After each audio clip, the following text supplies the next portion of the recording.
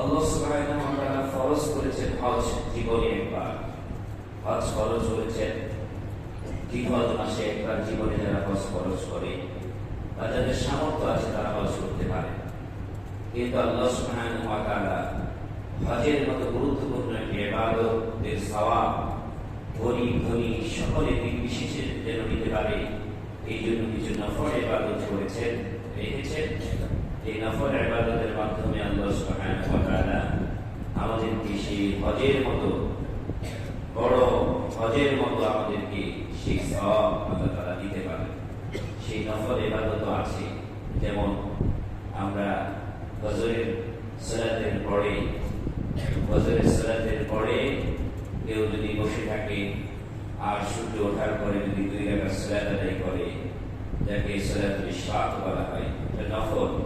কিন্তু এই 2 রাকাত সালাতের মাধ্যমে আল্লাহ সুবহানাহু ওয়া তাআলা নফল বান্দাকে একটা কবুল হজ এবং উমরার সওয়াব দিয়ে দেন। তাহলে একটা গরিব মানুষও সে হজের সওয়াব পেতে পারে।